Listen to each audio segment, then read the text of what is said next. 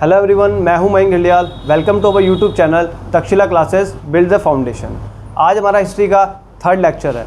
हमने 2 lecture history के पढ़ लिए हैं। मिडिएवल हिस्ट्री चल रही है, ठीक है। 2 लेक्चर हम पढ़ चुके हैं।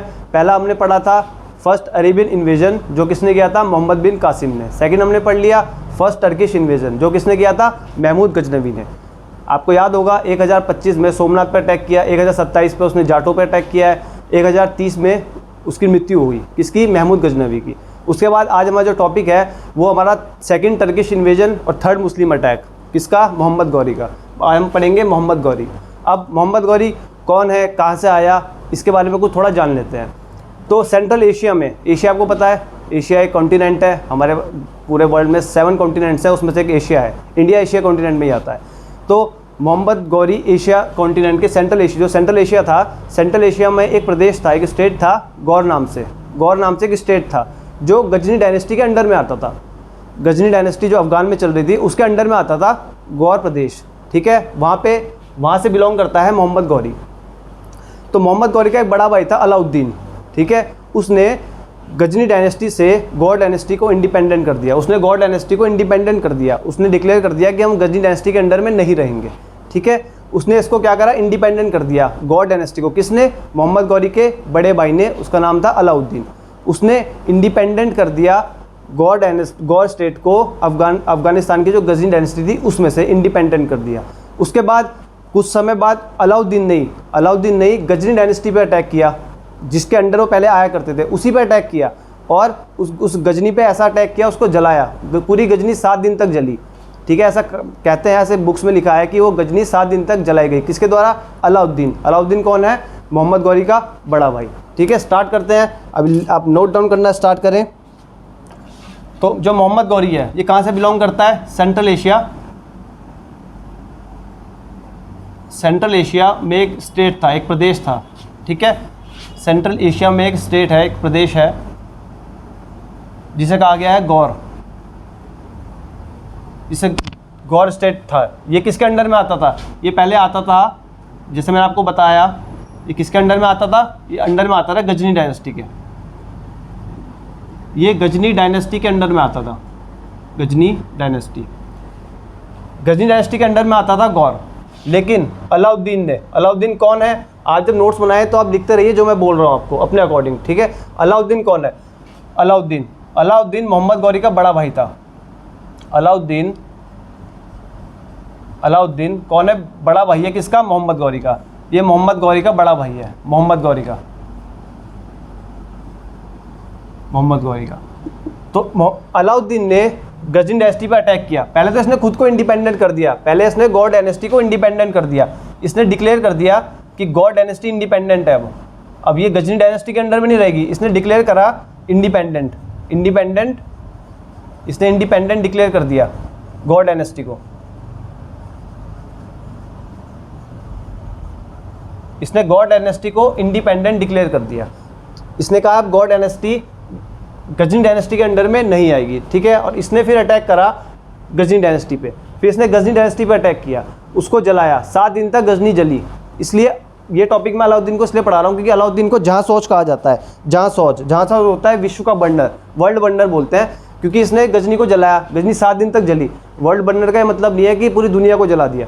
इसे एक टाइटल दिया गया है जहाँ सोच का, क्योंकि इसे गजनी जलाई, इसने गजनी पर अटैक किया, उसे जलाया, तो इसे जहाँ सोच कहते हैं। तो अलाउद्दीन के पास एक टाइटल था, अलाउद्दीन के पास एक टाइटल है जिसे कहते हैं जहाँ सोज। ये एक टाइटल था किसके पास? अलाउद्दीन के पास। क्यों? क्योंकि इसने गजनी जलाई 7 दिन तक गजनी जली, इसलिए इसे जहाँ सोज बोलते हैं। जहाँ का मतलब होता है वर्ल्ड, सोज मतलब होता है बर्नर, बर्न करना, बर्न को बोलते हैं। तो इसलिए इसे बोला गया जहाँ सोज। किसे? अलाउद्दीन को। अब जब अलाउद्दीन ने गजनी जलाई, इस पर कब्जा कर लिया, ठीक है। उसके बाद अलाउद्दीन और मोहम्मद गौरी के बीच में आपस में वार्ता हुई, आपस में बात हुई कि इनके बीच में डिस्कस हुआ कि भाई जहाँ अलाउद्दीन तो जाएगा वेस्ट की तरफ, ठीक है। कहाँ जाएगा? वेस्ट की तरफ। अब अफगानिस्तान से वेस्ट की तरफ जाएगा और ईस्ट की तरफ कौन आएगा? मोहम्मद गौरी। ईस्ट की तरफ कौन आएगा? मोहम्मद गौरी। अब इंडिया ईस्ट की तरफ पड़ रहा है। आप अगर वर्ल्ड मैप कभी देखेंगे तो सेंट्रल एशिया की तरफ जाएँ तो अफगानिस्तान से वेस्ट में आप किधर की तरफ जाएंगे? आप ईरान की तरफ जाएंगे।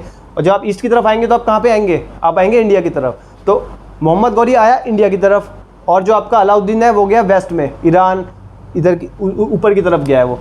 तो मोहम्मद गौरी कहाँ पे आया, इंडिया की तरफ आया। तो इसका आने का यही रीज़न है। अब इसका टाइम पीरियड क्या है, इसका टाइम पीरियड है 1175 से 1206, 1175 से 1206 तक, ठीक है।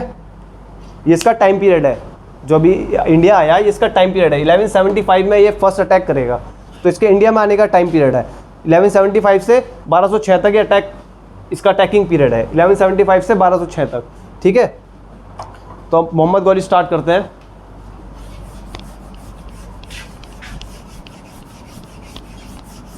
अब एक चीज़ और नोट डाउन कीजिए आप कि जब मोहम्मद गौरी आया, कब आया, 1175 में आया मोहम्मद गौरी। जब मोहम्मद गौरी आया, जब ये आया तो उस समय इंडिया में क्या चल रहा था, इंडिया में कोई ना कोई तो वंश चल रहे होंगे ना। ऐसा तो है नहीं कि सब वेट कर रहे थे कि मोहम्मद गौरी आएगा, वहाँ भी इंडिया में वंश चल रहे थे। तो जब मोहम्मद गौरी आया उस समय हम कंडीशन देख लेते हैं इंडिया की क्या थी, ठीक है। नॉर्थ इंडिया की कंडीशन देखते हैं हम, केवल कंडीशन देखते हैं, ठीक है, किसकी, नॉर्थ इंडिया की। तो उस समय आपका पेशावर, लाहौर, आपका लाहौर में क्या था, ठीक है। आपका मुल्तान में क्या था, और आपका सिंध में क्या था। क्या आप मैप से समझेंगे, ये समुद्र के रास्ते से तो आया नहीं, ये थल रास्ते से आया है, ये अपनी आर्मी लेके आया है, हाथी घोड़ों के साथ आया है, तो फिर ये इन्हीं रास्तों से आएगा। क्योंकि आप देखेंगे मैप में अफगानिस्तान से एंट्री में तो आपको पाकिस्तान के एरिया मिलेंगे सारे। उस समय तो पाकिस्तान नहीं था ना, उस समय तो इंडिया में था, तो ये एरिया मिलेंगे आपको सारे उस समय। तो लाहौर में क्या था उस समय, मुल्तान में कौन थे, और आपके सिंध में क्या था। तो लाहौर में थे आपका खुसरो शाह, लाहौर में था खुसरो शाह, ठीक है। कौन था, खुसरो शाह। मुल्तान में थे आपके करमाठी मुस्लिम्स, इन लोगों का राज चल रहा था उस समय यहाँ पे, करमाठी मुस्लिम्स। करमाठी मुस्लिम्स कहाँ थे, मुल्तान में। लाहौर में कौन था, खुसरो शाह, ठीक है। और सिंध में ये खुसरो शाह ना गजनी डायनेस्टी के अंडर में ही आता था पहले, ये गजनी का ही है, गजनी डायनेस्टी के अंडर में ही था ये, ओके। उसका मुल्तान में कौन है, करमाठी मुस्लिम्स। सिंध में कौन था, सिंध में पहले कौन सी डायनेस्टी चल रही थी, जब हमने वो पढ़ा अरेबियन इन्वेजन पढ़ा, पहला टर्किश इन्वेजन पढ़ा, तो वहाँ पे कौन सी थी, हिंदू शाही वंश चल रहा था उस समय वहाँ पे। लेकिन अब यहाँ पे वंश चेंज हो चुका है, अब यहाँ पे है सुमरा डायनेस्टी। कौन सी डायनेस्टी है, सुमरा डायनेस्टी स्टार्ट है अब यहाँ चल रही थी सुमरा डायनेस्टी। ये कब की बात कर रहा हूँ मैं, ये मैं तब की बात कर रहा हूँ जब मोहम्मद गौरी एंटर कर रहा है इंडिया में। 1175 की बात कर रहा हूँ, 1175 की बात कर रहा हूँ, जब मोहम्मद गौरी इंडिया में एंटर कर रहा है। तो उस समय लाहौर में कौन रूल कर रहा है, खुसरो शाह, ठीक है। मुल्तान में कौन रूल कर रहा है, करमाठी मुस्लिम्स, ठीक है। सिंध में कौन रूल कर रहा है, सुमरा डायनेस्टी, ठीक है। सिंध की कैपिटल तो वही है देवल, कैपिटल तो सेम है, लेकिन डायनेस्टी चेंज हो गई, कौन, सुमरा डायनेस्टी। तो जब मोहम्मद गौरी आया, मोहम्मद गौरी के टाइम पे ये सब चल रहा था। नोट डाउन कर लेना आप इसको पॉज करके, ठीक है। ये कंडीशन थी उस समय इंडिया की जब ये एंट्री ले रहा था इंडिया में 1175 में। अब कुछ इसके बारे में जान लेते हैं, मोहम्मद गौरी के बारे में। तो ही इज़ अ शंशवानी तुर्किश, ये एक शंशवानी तुर्किश था, ही इज़ अ शंशवानी टर्किश, ये एक शंशवानी टर्किश था, ठीक है। इसका रियल नेम क्या है, ये गौर डायनेस्टी से आया, इसका नाम मोहम्मद गौरी हो गया, लेकिन इसका रियल नेम भी है,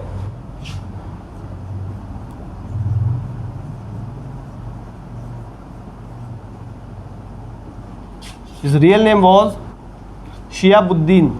इसका रियल नेम है शियाबुद्दीन इसका रियल नेम है। ये कई बार पूछ लिया गया है, इसलिए इसको इंपॉर्टेंट मार्क कर लेना, शियाबुद्दीन। कई एग्जाम से पूछ लेते हैं, इनके रियल नेम्स पूछ लेते हैं। तो शियाबुद्दीन इसका क्या है, रियल नेम है, ठीक है। तो शंशवानी तुर्किश है, हिज रियल नेम वाज शियाबुद्दीन। कहाँ से आता है आपको मैंने बता दिया, क्यों आया था मैंने आपको वही बता दिया है, ठीक है। तो इसका जो शंशवानी तुर्किश है, रियल नेम वाज शियाबुद्दीन। अब इसका फर्स्ट अटैक आपको क्या पता है, इसका फर्स्ट अटैक कब है, इसका फर्स्ट अटैक है इन 1175, ठीक है। इन 1175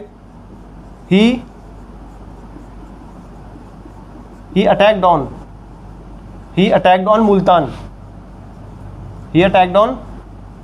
मुल्तान। अभी मैंने आपको बताया जब ये एंट्री हुई तो लाहौर में कौन था, मुल्तान में कौन था और सिंध में कौन था, ठीक है। तो अब जब ये एंट्री हुई इसकी 1175 में, तो ये अटैक्ड ऑन मुल्तान। अब मुल्तान में कौन रूल कर रहा है? मुल्तान में कौन रूल कर रहा है? मुल्तान में रूल कर रहा है करमाटी मुस्लिम्स। तो इसका पहला अटैक कहाँ पे होगा? करमाटी मुस्लिम्स पे। मुल्तान में हो ना, तो ही अटैक्ड ऑन मुल्तान, ठीक है, करमाटी मुस्लिम्स है, मुल्तान के करमाटी मुस्लिम्स पे। आप लिख लीजिए ये अटैक्ड ऑन मुल्तान, ठीक है। मुल्तान में कौन है? मुल्तान के करमाटी मुस्लिम्स। कौन है? करमाटी मुस्लिम्स।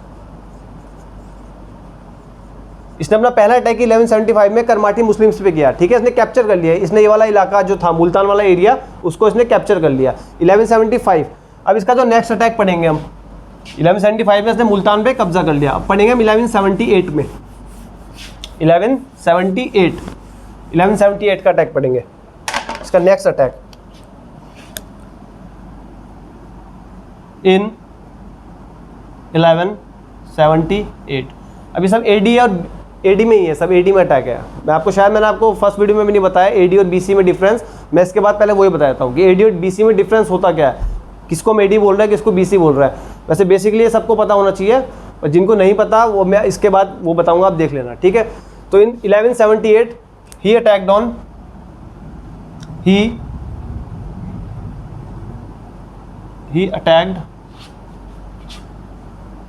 attacked on Gujarat. कहाँ अटैक किया इसने?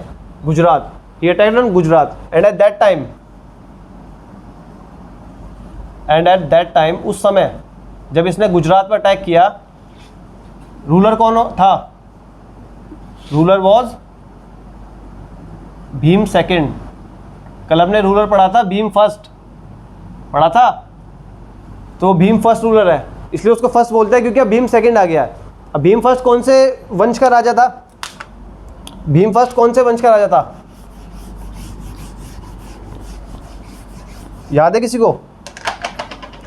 तो ruler was Bhim first of, मैं आपको बताया था ना किस डायनेस्टी का था? चालुक्य वंश। किसका? चालुक्य डायनेस्टी का। किसका था रूलर? वो किसका वंश था? चालुक्य वंश चल रहा था। अब चालुक्य वंश को सोलंकी वंश भी कहते हैं, इनको चालुक्य ऑफ अहिलवाड़ भी कहते हैं। याद होगा आपको, मैंने कल आपको बताया था चालुक्य ऑफ अहिलवाड़ एंड सोलंकी वंश भी इन्हीं को कहते हैं, चालुक्य वंश को, ठीक है। रूलर कौन है? भीम सेकंड। भीम सेकंड का दूसरा नाम है मूलराज, इसे मूलराज भी बोलते हैं। भीम सेकंड दूसरा नाम क्या है? इसे मूलराज भी बोलता है, मूलराज, ठीक है। भीम सेकंड का दूसरा नाम मूलराज भी है, ठीक है। तो 1178 में इसने अटैक किया गुजरात पे, जहाँ पे रूलर था भीम सेकंड, और किस वंश का रूलर था? चालुक्य वंश का रूलर था। बट इसने अटैक तो किया, but Bhim second defeated him.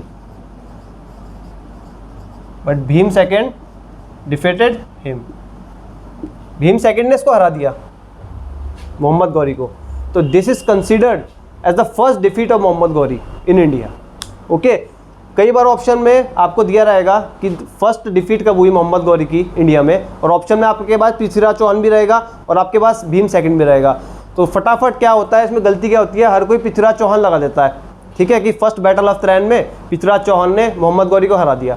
वो हराया है उसने फर्स्ट बैटल ऑफ तराइन में, लेकिन उससे पहले एक बार और मोहम्मद गौरी हारा है। किससे हारा है? भीम सेकंड से हारा है। कब आ रहा है? 1178 में, ठीक है। दोनों ऑप्शन में होंगे, अगर पृथ्वीराज चौहान भी ऑप्शन में है और भीम सेकंड भी ऑप्शन में है, तो अब ऑब्वियसली आप भीम सेकंड ही लगाएंगे, आप पृथ्वीराज चौहान बिल्कुल नहीं लगा सकते उसमें, ठीक है। अगर भीम सेकंड नहीं ऑप्शन में तो पृथ्वीराज चौहान लगाएंगे आप, ठीक है। तो Bhim second defeated him. Bhim second ने क्या करा? पृथ्वीराज चौहान को, भीम सेकंड ने मोहम्मद गौरी को हरा दिया 1178 में, ठीक है। अब मोहम्मद गौरी भाग गया, वापस भाग गया, ठीक है। एक क्वेश्चन, एक चीज़ ये भी लिखना कि भीम से क्या ये कहा जाता है कि भीम सेकंड उसको मार रहा था, उसको मोहम्मद गौरी को, भीम सेकंड मोहम्मद गौरी को मारने वाला था, लेकिन भीम सेकंड की माता जी ने मना करा, उनकी मदर ने मना करा कि इसे छोड़ दो। तो उनकी मदर का नाम भी पूछ लेता है कई बार, ठीक है। किसकी मदर का नाम? भीम सेकंड की, मदर ऑफ भीम सेकंड, ये भी पूछ लेता है कई बार। इनका नाम है नायिका देवी, ठीक है। भीम सेकंड की माँ का क्या नाम है? मदर का क्या नाम है? नायिका देवी। अब जब मोहम्मद गौरी भाग गया, तो उसने 1179 में, इन 1179, अगले साल ही 1179 AD, इन 1179 में ही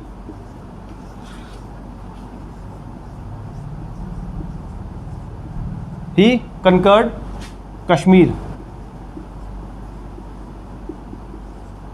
इसने कश्मीर पर कब्जा कर लिया। अब 1175 में आते ही इसने मुल्तान पे कब्जा किया। उसके बाद इसने सोचा गुजरात पे कब्जा कर लेता हूँ। उसके बाद गुजरात पे तो कर नहीं पाया क्योंकि भीम सेकंड था वहाँ पे, भीम सेकंड ने इसको हरा दिया। ये फटाफट ऊपर गया, नॉर्थ इंडिया की तरफ गया और इसने कहाँ पे, कश्मीर को कब्जा लिया। ठीक है, कब, 1179 में। अब नेक्स्ट,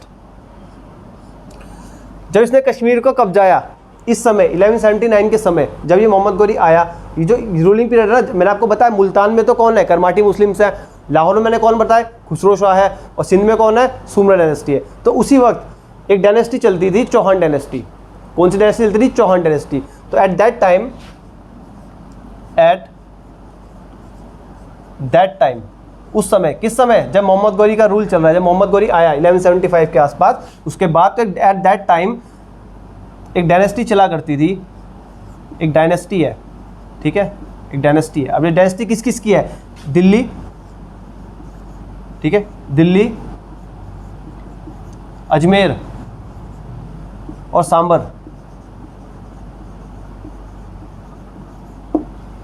ये आसपास के लगे एरिया हैं, दिल्ली, अजमेर और सांबर। अजमेर और सांबर राजस्थान में है, आपको पता है। दिल्ली उस समय, तो दिल्ली, अजमेर और सांबर में जो इनका एरिया था पूरा, उसमें एक डायनेस्टी चलती करती थी, एक वंश चला करता रहा, चौहान वंश। ठीक है, दिल्ली, अजमेर, सांबर की एक कंबाइंड डायनेस्टी चला करती थी, जिसे हमने कहा है चौहान वंश। कौन सी वंश, चौहान डायनेस्टी, चौहान डायनेस्टी। अब इस वक्त चौहान डायनेस्टी के फाउंडर कोई और है। इस समय चौहान डायनेस्टी में रूल कर रहा था पृथ्वीराज चौहान, लेकिन जो चौहान डायनेस्टी के फाउंडर है वो वासुदेव हैं।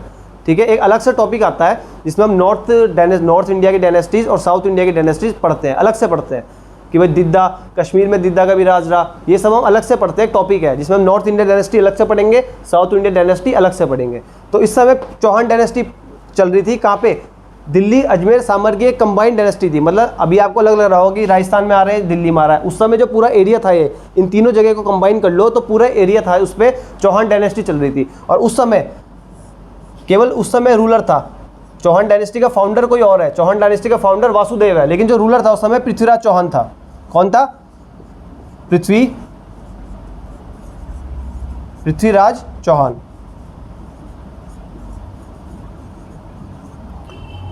पृथ्वीराज चौहान वहाँ का रूलर है। ठीक है, किस समय, 1175 के अक्रॉस, ये 79 में, इसके बाद रूलर कौन है, पृथ्वीराज चौहान। इस टाइम पीरियड पे यहाँ का रूलर, चौहान डायनेस्टी का रूलर कौन है, पृथ्वीराज चौहान। अब मोहम्मद गौरी क्या करता है, मोहम्मद गौरी अटैक करता है कहाँ पे, चौहान डायनेस्टी पे। मोहम्मद गौरी अटैक करेगा चौहान डायनेस्टी पे। अब चौहान डायनेस्टी, पृथ्वीराज चौहान है। पृथ्वीराज चौहान तो काफ़ी पावरफुल रूलर्स में से माना जाते हैं। ठीक है, तो फिर इन 1191 में एक बहुत फेमस बैटल हुई है, फर्स्ट बैटल ऑफ तराइन जिसे बोलते हैं। First battle of Tarain, first battle of Tarain. अभी तराइन क्या है, तराइन जगह थी हरियाणा में, जगह है हरियाणा में। कहाँ पे, हरियाणा। जो बैटल्स के नाम है ना, मैक्सिमम ये बैटल्स के नाम जगहों के नाम पे है जहाँ ये लड़ी गई हैं, जहाँ बैटल्स लड़ी जाती थी उन जगहों के नाम पे ही मैक्सिमम बैटल्स के नाम है। तो first battle of Tarain, Tarain कहाँ है, हरियाणा में। ठीक है, किस किस के बीच में हुई है, बिटवीन मोहम्मद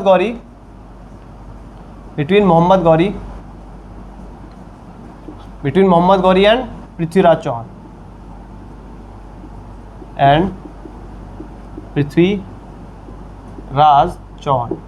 शॉर्ट में लिख रहा हूँ, आप पूरा लिख रहे हैं।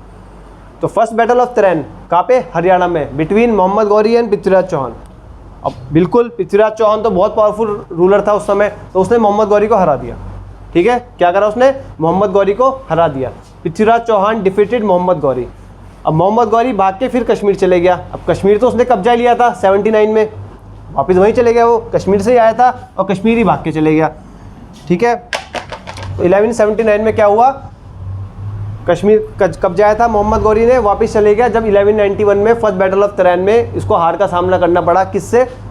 पृथ्वीराज चौहान से। तो मोहम्मद गौरी कहाँ चले गए? वापस कश्मीर। अब मोहम्मद गौरी चले गया कश्मीर, ठीक है, लेकिन पृथ्वीराज चौहान का ध्यान मोहम्मद गौरी से हट गया।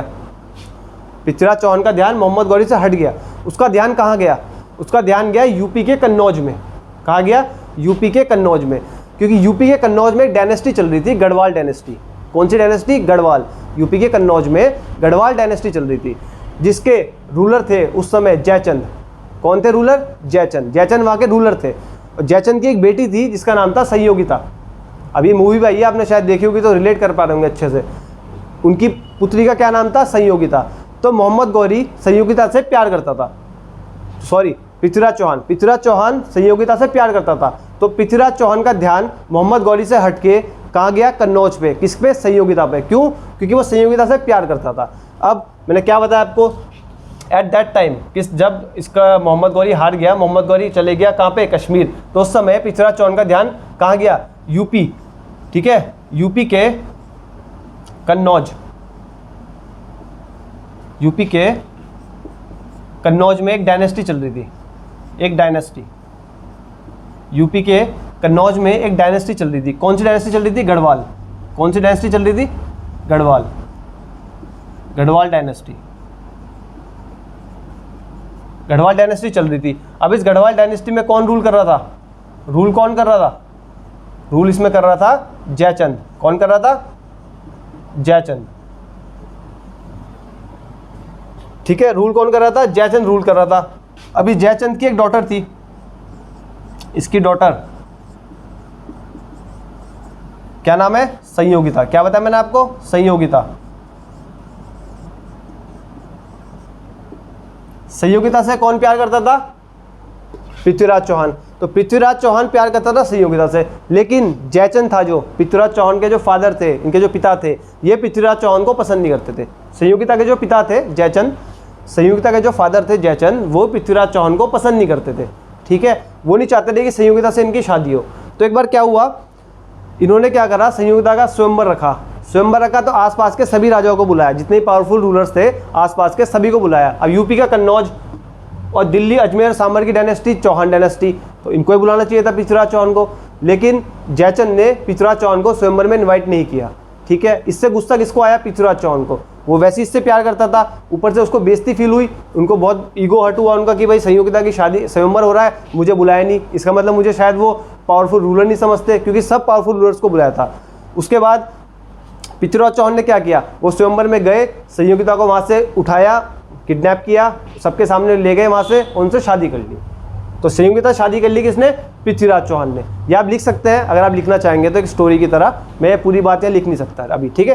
तो संयोगिता से शादी कर ली किसने? पृथ्वीराज चौहान ने। स्वयंवर से उठाया संयोगिता को, जो स्वयंवर किसने रचा था? जयचंद ने, ठीक है। उसको यहाँ से उठाया संयोगिता को और उससे शादी कर ली। उसके बाद ये बात जयचंद को बिल्कुल पसंद नहीं आई। जयचंद अब पृथ्वीराज चौहान से बदला लेना चाहता था, किसी भी तरीके से जयचंद चाहता था कि पृथ्वीराज चौहान से बदला लिया जाए। अब बदला किस वे में ले सकता है? वो सामने की लड़ाई तो लड़ नहीं सकता वो जयचंद से, वो पृथ्वीराज चौहान से, क्योंकि बहुत पावरफुल रूलर है, वो बहुत पावरफुल रूलर था पृथ्वीराज चौहान, तो उससे सामने की बैटल तो नहीं लड़ सकता था जयचंद। इसलिए उसने क्या करा, उसने मोहम्मद गौरी का साथ दिया। जयचंद ने मोहम्मद गौरी का साथ दिया, और इतिहासकार कहते हैं कि मोहम्मद गौरी का साथ अगर जयचंद नहीं देते तो आज हम कुछ और पढ़ रहे होते इतिहास में, क्योंकि मुस्लिम रूल की स्थापना ही मोहम्मद गौरी ने करी आके। इसने अपनी पहली कैपिटल दिल्ली को बनाया, इसने आके यहाँ पे मुस्लिम रूल की स्थापना करी है। तो अगर जयचंद मोहम्मद गौरी का साथ नहीं देता तो फिर पृथ्वीराज चौहान नहीं हारता और मुस्लिम रूल की स्थापना नहीं होती। तो जयचंद को इतिहास की नज़रों में बिल्कुल अच्छी नज़र से नहीं देखा जाता है। रीज़न मैंने आपको बता दिया है। अगर जयचंद हेल्प नहीं करता मोहम्मद गौरी की तो पृथ्वीराज चौहान नहीं हारता। इसलिए अब 1192 में, इन 1192 क्या कौन सी बैटल हुई? एक और फेमस बैटल हुई, सेकंड बैटल ऑफ तरेन। फर्स्ट बैटल ऑफ तरेन में तो मोहम्मद गौरी हार गया था। अब सेकंड बैटल ऑफ तरेन सेम कहाँ पे है? हरियाणा। सेकंड बैटल ऑफ तरेन हुई कहाँ पे? हरियाणा में। In this battle Mohammad Ghori हार गया। In this battle Prithviraj Chauhan sorry in this battle Prithviraj Chauhan हार गया, मोहम्मद गौरी जीत गया with the help of Jaichand. Jaichand ने इसका साथ दिया और क्या हुआ, मोहम्मद गौरी ने पृथ्वीराज चौहान को हरा दिया। ठीक है, in 1192 second battle of Tarain. ठीक है, in this battle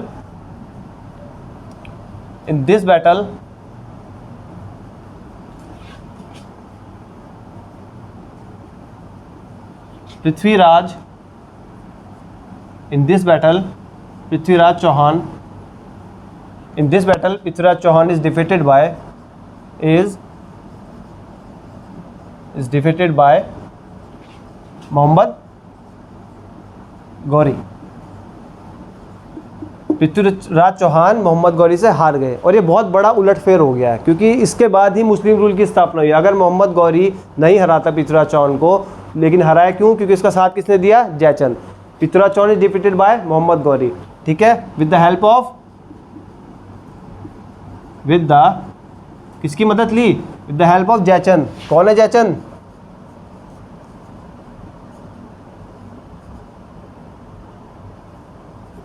with the help of Jaichand. ठीक है, जयचंद की हेल्प से पृथ्वीराज चौहान को हरा दिया गया मोहम्मद गौरी के द्वारा। अब ये तो बहुत बड़ा उलटफेर हो गया भाई, पृथ्वीराज चौहान तो हार गया, अब मुस्लिम रूल की स्थापना करेगा मोहम्मद गौरी। अब क्या, तो थोड़ा पृथ्वीराज चौहान के बारे में और देख लेते हैं। आप इसको नोट डाउन कर लेना, with the help of Jaichand लिखा था मैंने, इसको नोट डाउन कर लीजिएगा आप पॉज करके।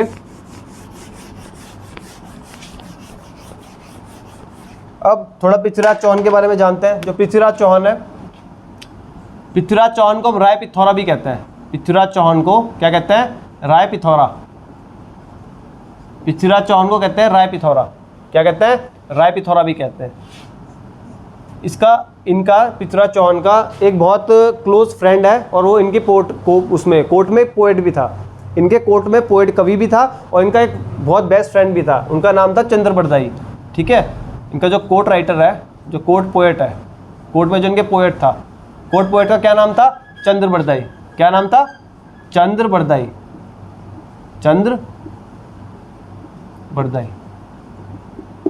चंद्रबरदाई।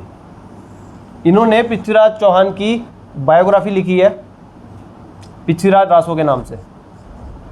क्या नाम है, पृथ्वीराज रासो। पृथ्वीराज रासो के नाम से इनकी बायोग्राफी किसने लिखी है, चंद्रबरदाई ने। चंद्रबरदाई ने लिखी है। तो चंद्रबरदाई ने लिखी है पृथ्वीराज रासो, जो क्या है, बायोग्राफी है किसकी, पृथ्वीराज चौहान की। तो ये इनका एक अच्छा मित्र भी था और इनके कोर्ट में पोएट भी था। एक अच्छा पोएट था और एक अच्छा मित्र भी था इनके कोर्ट का। तो चंद्रबरदाई ने अपनी पृथ्वीराज रासो में बहुत कुछ लिखा है। इनके अनुसार जो कई इतिहासकार कहते हैं कि पृथ्वीराज चौहान को मार दिया गया था सेकेंड बैटल ऑफ तराइन में, लेकिन चंद्रबरदाई क्या बोलता है, चंद्रबरदाई कहते हैं कि पृथ्वीराज चौहान को और चंद्रबरदाई को किडनैप करके ले गया था, अपने साथ ले गया था, किडनैप के अपने साथ ले गया था हराने के बाद। कौन, मोहम्मद गौरी। कहाँ ले गया था, अफगानिस्तान ले गया था। वहाँ पे पृथ्वीराज चौहान की दोनों आंखें फोड़ दी गई थी।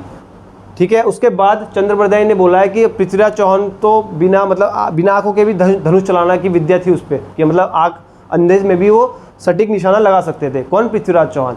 तो आपने एक फेमस कथा वो भी सुनी होगी कि मोहम्मद गौरी बैठा हुआ था ऊपर, ठीक है, और वहाँ पे चंद्रबरदाई पृथ्वीराज चौहान को वो एक रास्ता बताता है कि भाई मोहम्मद गौरी इतनी ऊपर बैठा है, आप बाण चलाए और उसको मार दें। तो ये आपने सुनी होगी, 4 बांस 24 गज अंगुल अष्ट प्रमाण, ता ऊपर है सुल्तान ना चुकोरे चौहान। ठीक है, इसका ये बताइए उस समय जो दूरी नापी जाती थी ना, वो बांस और गज में नापी जाती थी, उसमें मीटर थोड़ी थे। वो थोड़ी ये बोलता कि मीटर में वो इतने मीटर ऊपर बैठा है मोहम्मद गौरी।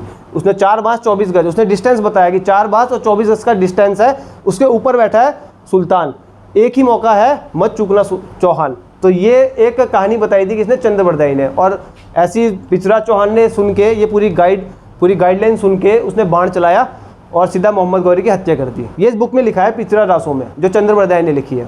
अब आप बोलोगे इसको ही मार दिया तो लिखी कैसे इसने जब वहाँ पहुँच गया, तो पृथ्वीराज चौहान को ही मार दिया। जब मोहम्मद गौरी को मार दिया उसने, तो उसके सैनिक आगे पृथ्वीराज चौहान को मार देंगे, उसके बाद चंद्रबरदाई को ही मार देंगे, तो बुक लिखी किसने, तो भाई इसके बेटे ने बुक पूरी की थी।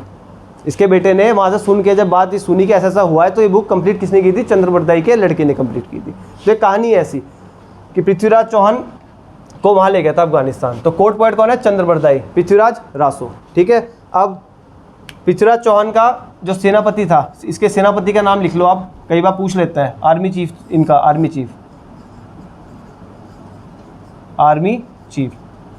चीफ था गोविंद राय। गोविंद राय आर्मी चीफ था किसका? पृथ्वीराज चौहान का। ये पृथ्वीराज रासो के आगे कर दिया मैंने, पृथ्वीराज चौहान का था। ठीक है, पृथ्वीराज चौहान का आर्मी चीफ कौन है? गोविंद राय। गोविंद राय आर्मी चीफ है, पृथ्वीराज चौहान का आर्मी चीफ है गोविंद राय। आप नोट डाउन करना आराम से, पृथ्वीराज चौहान का आर्मी चीफ, इसलिए बार बार बोल रहा हूँ मैं, पृथ्वीराज चौहान का आर्मी चीफ कौन है? गोविंद राय। इसे आपने नोट डाउन कर लेना आराम से। अब 1192 में हार गया पृथ्वीराज चौहान। अब ये बहुत बड़ा उलटफेर है, हमारे पूरे इतिहास में सबसे बड़ा उलटफेर माना जाता है ये, जो पृथ्वीराज चौहान हार गया, सेकंड बैटल ऑफ तराइन। अब इसके बाद क्या हुआ? एट 1193, पहले एक चीज़ और देख लेंगे आप। इन 1192 जब मोहम्मद गौरी आ रहा था अटैक करने, आ रहा था पृथ्वीराज चौहान के ऊपर, तो उसके साथ एक बहुत फेमस सूफी संत आए थे। कौन आए थे? एक फेमस सूफी संत आए थे। एक फेमस सूफी संत, मैंने आपको बताया था ना, शिया, सुन्नी और सूफी, 3 कम्युनिटी बताई थी, तो सूफी वही है। तो एक फेमस सूफी संत आए थे, किसके साथ आए थे? मोहम्मद गौरी के साथ। कब आए थे? 1192 पे। क्या नाम है इनका? इन सूफी संत का नाम है ख्वाजा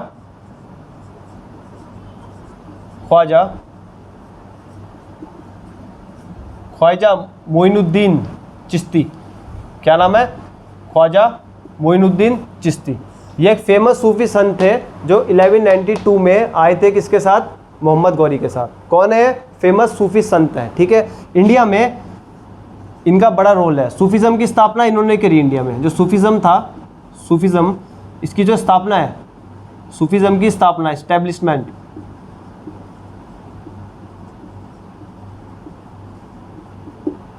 सूफीज़म की स्थापना ख्वाजा मोइनुद्दीन चिश्ती ने करी है इंडिया में। ठीक है, in India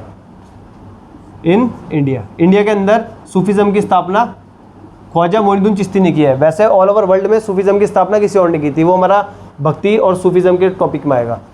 Khwaja Moinuddin Chishti Sufism की स्थापना करी इंडिया में। अब जो आपकी अजमेर शरीफ है ना, अजमेर शरीफ सबने सुना होगा। जो अजमेर शरीफ की दरगाह है ना, अजमेर शरीफ की दरगाह इनकी कब्र है। ख्वाजा मोइनुद्दीन चिश्ती की कब्र को ही अजमेर शरीफ की दरगाह कहते हैं, क्योंकि ख्वाजा मोइनुद्दीन चिश्ती की एक कॉटेज थी, इनकी कॉटेज थी अजमेर में। कॉटेज कहाँ पे थी? अजमेर में इनकी कॉटेज थी। तो उसी कॉटेज को इनकी वहीं पे मतलब इनकी कब्र बनाई गई, और उसी को अजमेर शरीफ कहते हैं। दरगाह अजमेर शरीफ है जो भारत में, वहाँ पे बहुत हिंदू भी जाते हैं, बहुत चादरें चढ़ाते हैं, वहाँ पे जाके बहुत मन्नतें मांगी जाती है। तो जो अजमेर शरीफ है वो किसकी दरगाह है? वो ख्वाजा मोइनुद्दीन चिश्ती की दरगाह है, जो किसके साथ आए थे? मोहम्मद गौरी के साथ आए थे। कब आए थे? 1192 में, 1192 में आए थे, सेकंड बैटल ऑफ तराइन के टाइम आए थे। किसके साथ आए थे? मोहम्मद गौरी के साथ।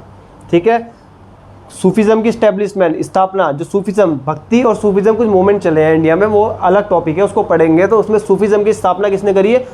ख्वाजा मोइनुद्दीन चिश्ती ने इंडिया में। ठीक है, इसकी कॉटेज थी जो, वहीं पे इनकी कब्र है, और इसी कब्र को कहते हैं अजमेर शरीफ। ये आप ज़रूर नोट कर लीजिएगा। अब 1192 की सारी बातें हो गई हैं, 1191 की हो गई हैं, फर्स्ट सेकंड दोनों बैटल ऑफ तराइन हो चुकी हैं। अब 1192 में जब पृथ्वीराज चौहान को हरा दिया मोहम्मद गौरी ने, तो इन 1193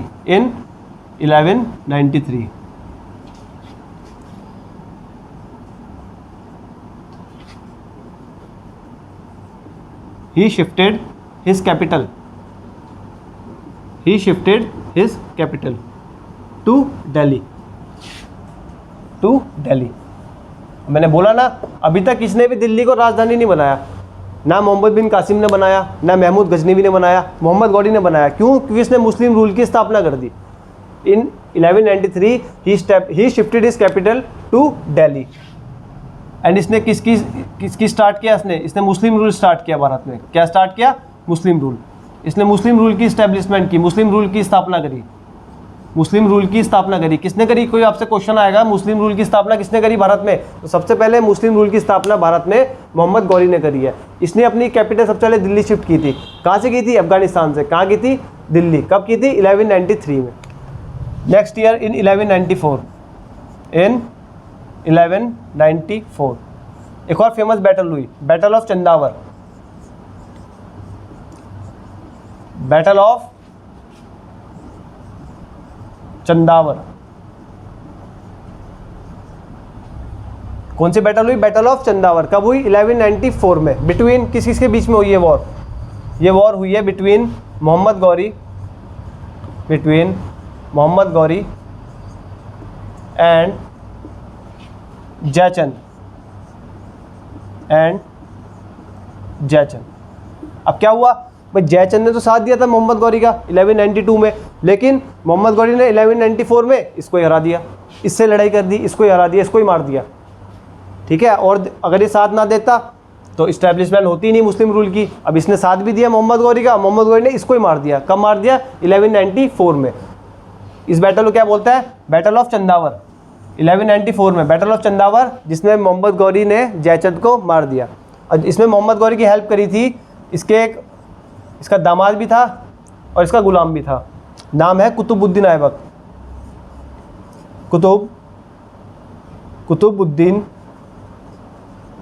कुतुबुद्दीन ऐबक। क्या नाम है? कुतुबुद्दीन ऐबक। तो कुतुबुद्दीन ऐबक ने इसकी हेल्प करी, किसकी? मोहम्मद गौरी की। कौन था कुतुबुद्दीन ऐबक? मोहम्मद गौरी का गुलाम भी था और भतीजा भी था। ये गुलाम भतीजा कहते थे। गुलाम भी था और दामाद भी था। ठीक है, कौन? कुतुबुद्दीन ऐबक। किसका? मोहम्मद गौरी का। तो फिर आप एक बार देखिए 1193 में इसने अपनी कैपिटल कौन शिफ्ट करी? दिल्ली शिफ्ट कर दी, मुस्लिम रूल की स्थापना करी। 94 में बैटल ऑफ चंदावर हुई बिटवीन मोहम्मद गौरी एंड जयचंद। ठीक है, इतना क्लियर है सबको? अब इसकी हेल्प किसने करी थी मोहम्मद गौरी की? कुतुबुद्दीन ऐबक ने। अब जो मोहम्मद गौरी था, इसके 4 जो सबसे खास आदमी थे, 4 जिन पे भरोसा करता था, 4 जिनको अपनी हर फाइट में आगे भेजता था कि वहाँ जाके लड़ो, वो 4 लोगों के उनके बारे में कुछ देखते हैं। तो मोहम्मद गौरी के जो 4 लोग थे उसमें सबसे पहला था कुतुबुद्दीन ऐबक। कौन सा था? कुतुबुद्दीन ऐबक। कुतुबुद्दीन ऐबक। दूसरा था यलदौज। दूसरा कौन था? यलदौज। तीसरा था कुबाचा। तीसरा कौन था? कुबाचा। और चौथा कौन सा था? बख्तियार खिलजी। कौन था? बख्तियार खिलजी। बख्तियार है, एच नहीं आएगा, बख्तियार खिलजी। तो इसके 4 बहुत भरोसे वाले लोग थे। किसके? मोहम्मद गौरी के। मोहम्मद गौरी के 4 भरोसे वाले लोग थे। पहला कुतुबुद्दीन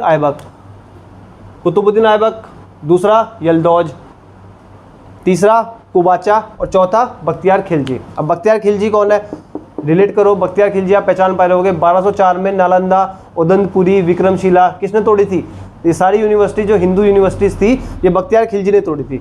1204 में बंगाल मिशन पे गया था। ये सारी यूनिवर्सिटीज़ बंगाल में थी, तो 1204 में ये बंगाल मिशन पे गया था। 1204 में वहाँ पे इसने सारी यूनिवर्सिटीज़ तोड़ी थी। एक नालंदा तोड़ी थी, एक उदंतपुरी तोड़ी थी और एक विक्रमशिला। 3 यूनिवर्सिटी तोड़ी थी। नालंदा को ज़्यादा हाईलाइट करा जाता है। नालंदा की लाइब्रेरी जलाई थी इसने। वहाँ पे हमारे बहुत सारे ग्रंथ रखे हुए थे, बहुत सारी हिंदुओं के बारे में बहुत नॉलेजेबल बुक्स थी, वो सब इसने जला दी गई थी। इसके पीछे भी एक कहानी है, इतिहासकार बताते हैं कि इसकी वो बहुत लंबी स्टोरी है कि क्यों इसने नालंदा यूनिवर्सिटी जलाई थी। इसलिए इसके 4 ये गुलाम हैं, कुतुबुद्दीन ऐबक, यलदौज, कुबाचा और बख्तियार खिलजी। अब सबसे पहले हम पढ़ेंगे कुतुबुद्दीन ऐबक के बारे में। कुतुबुद्दीन ऐबक, तो कुतुबुद्दीन ऐबक ने कुछ जो वर्क करे हैं वो देखेंगे। इन 1194 ये बैटल ऑफ चंदावर के बाद, बैटल ऑफ चंदावर के इन 1194 पहली मस्जिद बनाई गई भारत में। ठीक है, फर्स्ट मॉस्क्यू, पहली मस्जिद, जो फर्स्ट मॉस्क्यू बनी, जो पहली मस्जिद बनी भारत की, किसने बनाई? कुतुबुद्दीन ऐबक ने। किसने बनाई? कुतुबुद्दीन ऐबक ने। क्या नाम है उसका? उसका नाम है उल इस्लाम।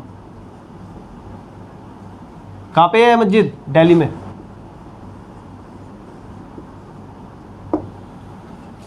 तो जो फर्स्ट मॉस्क्यू बनाई गई है उसका नाम है कुवात उल इस्लाम मॉस्क्यू। ये दिल्ली में बनाई थी, इस्लाम के प्रचार के लिए इसको बनाया गया था कि इस्लाम का प्रचार करेगी ये मस्जिद। First mosque of India कुवात ul Islam कहाँ पे है? दिल्ली में। इसने एक और मस्जिद बनाई,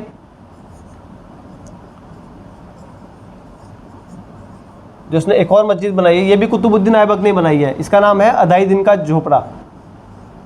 क्या नाम है?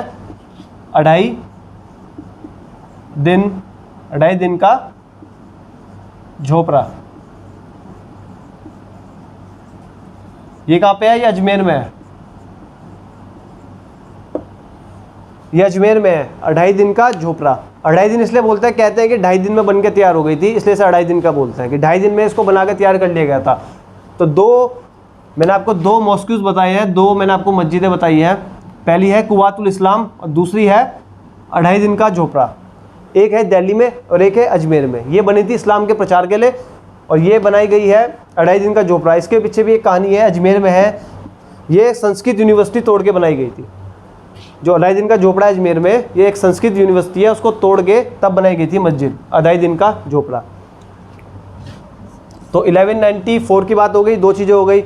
अब इन 1199 में क्या हुआ?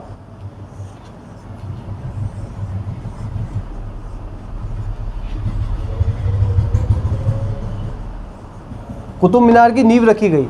1199 में कुतुब मीनार की नींव रखी, मतलब बनाना स्टार्ट किया। 1199 में कुतुब मीनार को बनाना स्टार्ट किया। किसने स्टार्ट किया है? कुतुबुद्दीन ऐबक ने। कुतुबुद्दीन ऐबक ने स्टार्ट करा 1199 में कुतुब मीनार को बनाना, लेकिन ये फिनिश नहीं कर पाया उसको, उससे पहले इसकी डेथ हो गई थी। तो स्टार्ट किसने किया कुतुब मीनार को बनाना? 1199 में कुतुबुद्दीन ऐबक ने।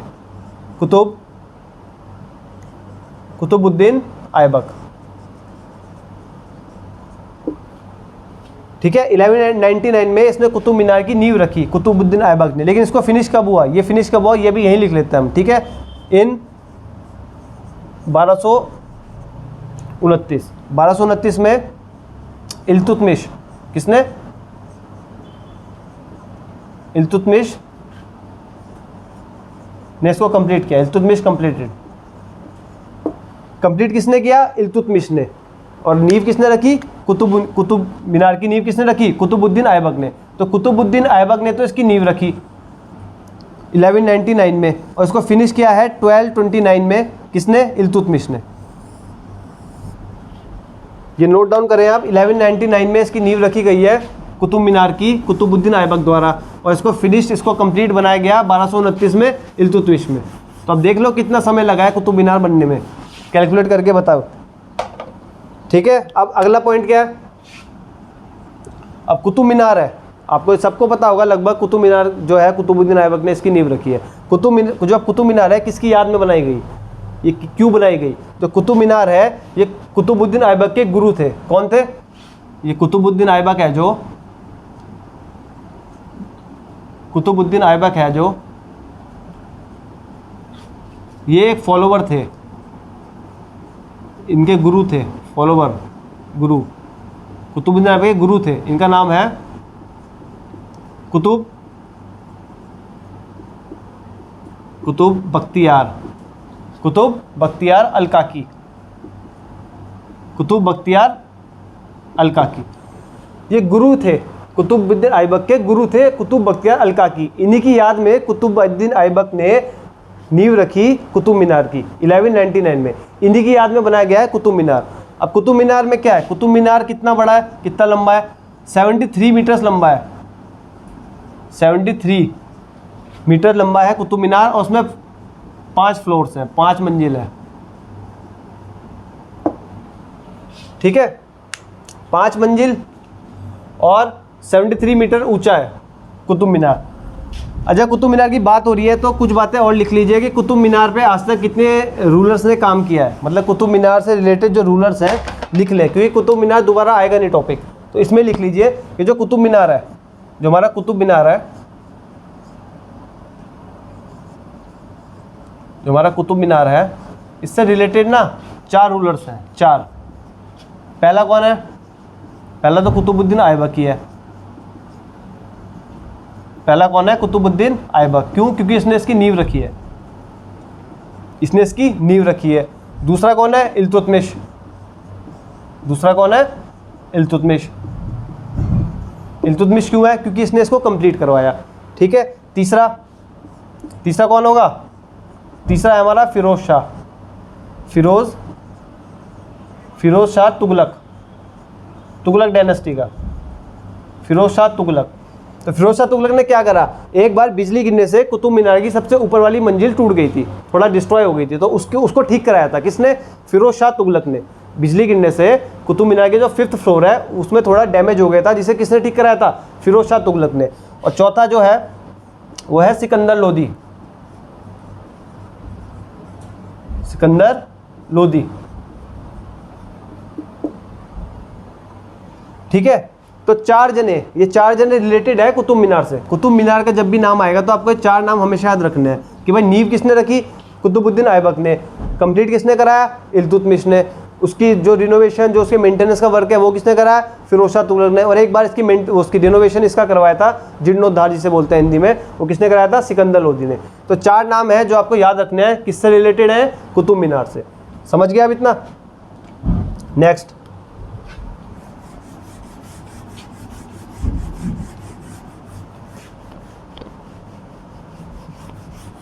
अब जो मोहम्मद गौरी चले गया वापस गजनी, अफगानिस्तान चले गया। मोहम्मद गौरी वापस चले गया अफगानिस्तान। तो अब इसके जो 4 इसके जो फेवरेट, जो इसके 4 भरोसे वाले लोग थे, उसमें से कुतुबुद्दीन ऐबक था, एक जल्दौस था, दोबारा लिखना है ये। एक तो कुतुबुद्दीन ऐबक था, कुतुबुद्दीन ऐबक है, एक यल्दौज है, एक कुबाचा है और एक बख्तियार खिलजी है। एक बख्तियार खिलजी। इसके बारे में आपने पढ़ लिया सारा, कुतुबुद्दीन ऐबक के बारे में आपने सारा पढ़ लिया है। अब बख्तियार खिलजी के बारे में देख लो कि इसमें लिख लेना कि in 1204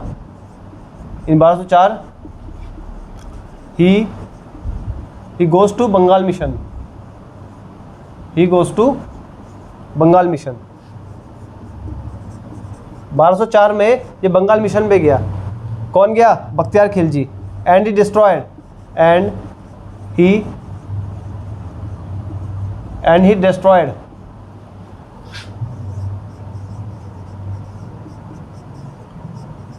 Odantapuri, Vikramshila and Nalanda.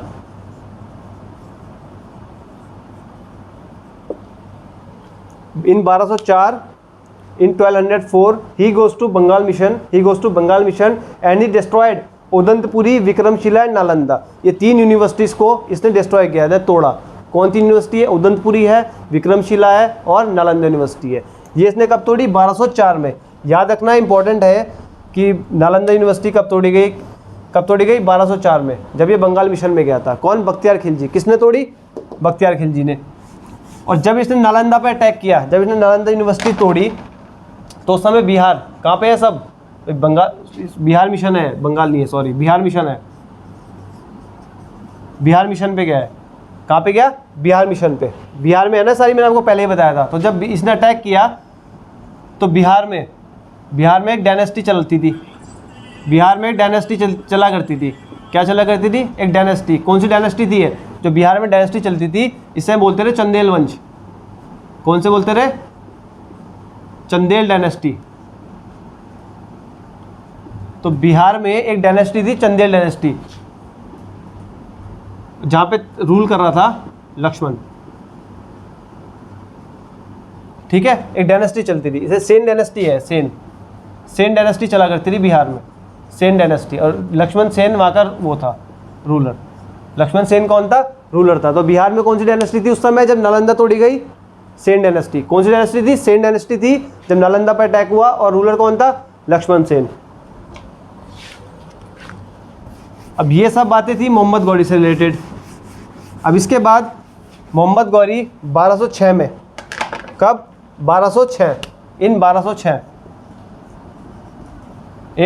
1206 Mohammad Ghori died, Mohammad Ghori की मृत्यु हो गई, मोहम्मद गौरी डाइड, मोहम्मद गौरी मर गया। कब मर गया? 1206 में। खोखर जाटों के द्वारा मरा था ये, खोखर जाटों से इसकी भिड़ंत हुई थी, खोखर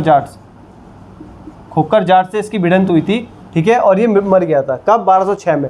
अब जब ये मर गया 1206 में, तो डिस्प्यूट हुआ, क्या भाई, विवाद ये हुआ कि कौन कहाँ पे जाएगा, कुतुबुद्दीन ऐबक कहाँ जाएगा, यल्दौज कहाँ जाएगा, बख्तियार खिलजी कहाँ जाएगा और कुबाचा कहाँ जाएगा। तो कुतुबुद्दीन ऐबक को भारत संभालने को दिया गया, यल्दौज गया आपका गजनी, कुबाचा आपका कहाँ गया? कुबाचा आपका गया काबुल और कंधार। और लिखना चाहें तो अब लिख ले कि कुतुबुद्दीन ऐबक मोहम्मद गौरी के मरने के बाद कुतुबुद्दीन ऐबक को क्या मिला? भारत। कुतुबुद्दीन ऐबक को बोला भारत में इस्लाम का प्रचार करो, भारत में अपना राज करो, ठीक है। यल्दौज कहाँ गया? यल्दौज गया आपका गजनी, अफगानिस्तान के गजनी में। कुबाचा कहाँ गया? कुबाचा एंड बख्तियार खिलजी ये गए काबुल एंड कंधार। ये भी कहाँ आते हैं? अफगानिस्तान में, काबुल एंड कंधार।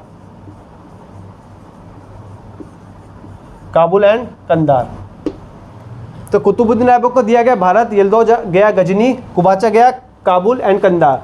अब जब कुतुबुद्दीन ऐबक को दिया गया इंडिया, तो कुतुबुद्दीन ऐबक अब स्थापना करेगा यहाँ पे दिल्ली सल्तनत की। ये मुस्लिम रूल की स्थापना किसने कर दी? मोहम्मद गौरी ने। अब ये पूरी की पूरी डायनेस्टी की स्थापना करेगा, कौन?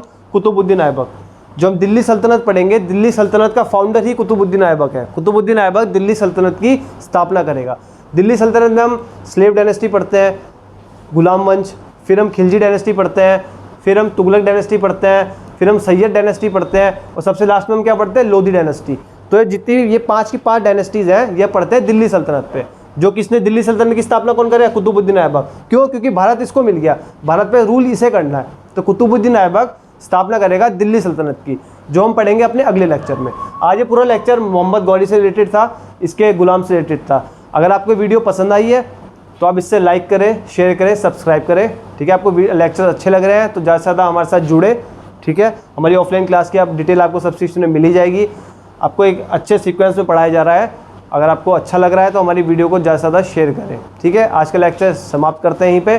कल मिलेंगे हम दिल्ली सल्तनत के साथ। एक बहुत इंटरेस्टिंग टॉपिक है दिल्ली सल्तनत, बहुत ज़्यादा क्वेश्चन आ जाते हैं वहाँ से। मिडिएवल पीरियड में अगर क्वेश्चन कहीं से आते हैं तो दिल्ली सल्तनत से ज़्यादा आते हैं इसके कंपेयर में, ठीक है। तो आज का वीडियो यहीं एंड करते हैं, बाकी आपको कल मिलते हैं। Okay, bye, take care.